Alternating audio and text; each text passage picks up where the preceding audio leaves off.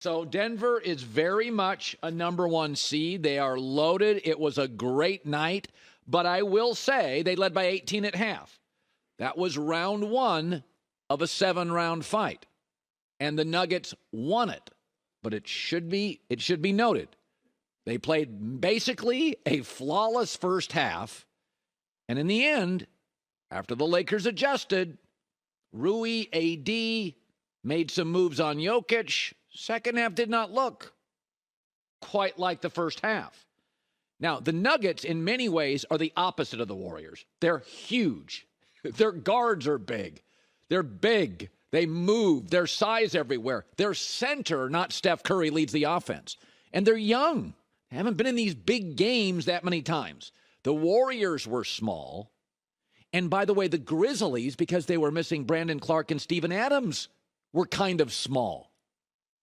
So, I mean, they were pushing people around the ring. And last night, whoa. That was a wave of height and size, and they punched the Lakers right in the forehead.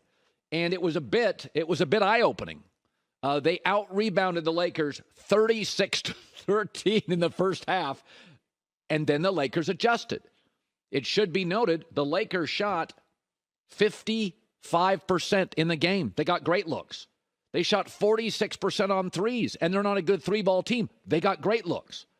To me, it looked like two very big basketball teams who don't rely on the three, who are going to go 6 or 7 rounds. The Lakers' concern is Jokic. He had 15, 7, and 5 even after the adjustments. He is a machine. But he did play 42 minutes. And he usually plays in the regular season 33. So they really leaned on him. So I think what you're looking at are two really big teams. One's better offensively, Nuggets. One's better defensively, Lakers. And you're looking at right now the two best bigs maybe in the world, Jokic and AD.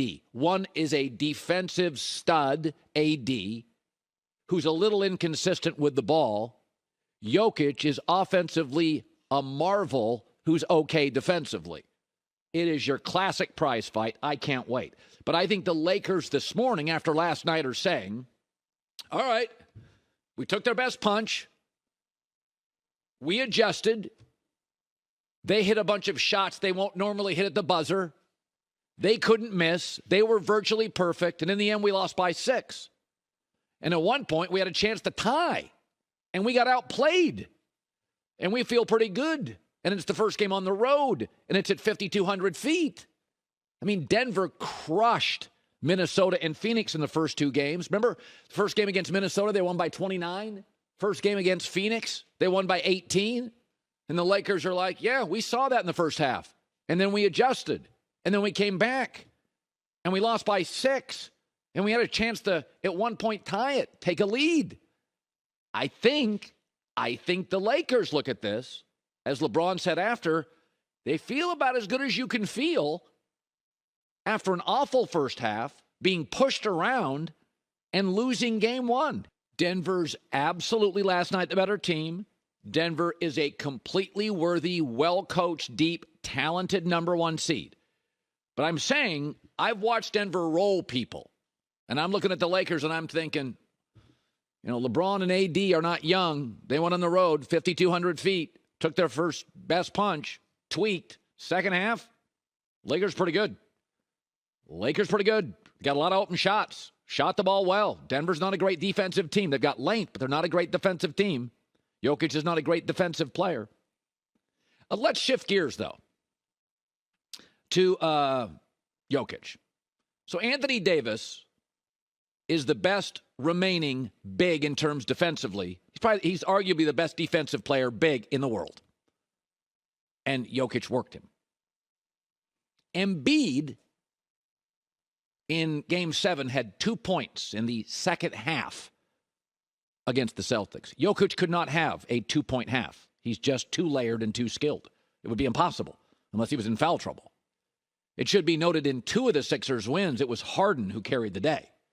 I know it's a regular season award, but I said before, the vote for Embiid was as much an anti-Jokic vote as it was a pro-Embiid vote. Jokic is far more valuable to the offense. Embiid can be plodding. Go look at the Sixers' net rating when Embiid's off the floor. He takes the movement and the air out of the basketball at times. Yes, he's fun and flashy, but he's also fragile. He doesn't play as often.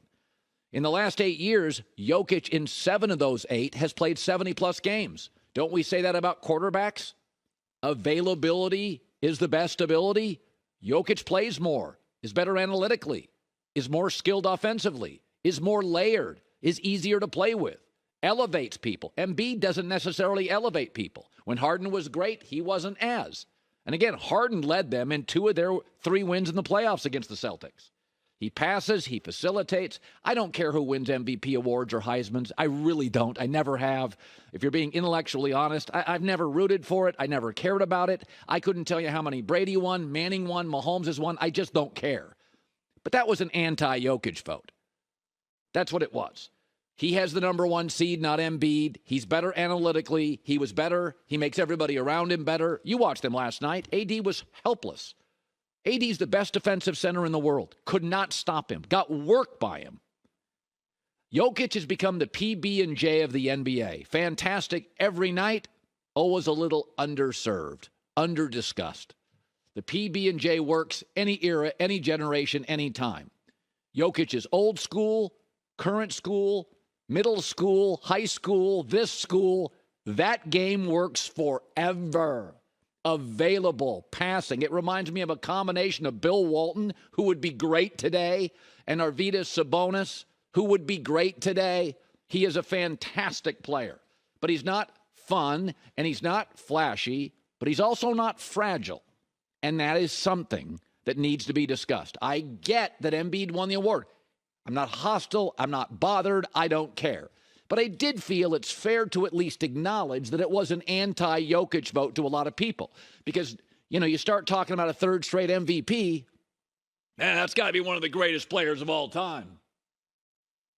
Isn't he? Isn't that what we're watching? You tell me the centers who can do all this. Walton passed like that. I mean, he scores like Shaq-ish in these big games. He defends okay. A lot of the great centers necessary. Was Pat Ewing always a great defender? No. I mean, I don't know. I watch him and I think to myself, if you look at his layered, nuanced, skilled game, I mean, he grabs a rebound like Shaq. He takes it right up the floor. And then he's a brilliant passer.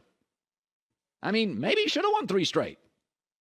I think my point is, because his game isn't aesthetically as pleasing, we have a hard time saying, well, I mean, this guy didn't win 3 MVPs and that guy didn't win 3 MVPs. I don't know. I watch him. What doesn't he do well? Well, defensively, we don't hold defense against many of the great centers.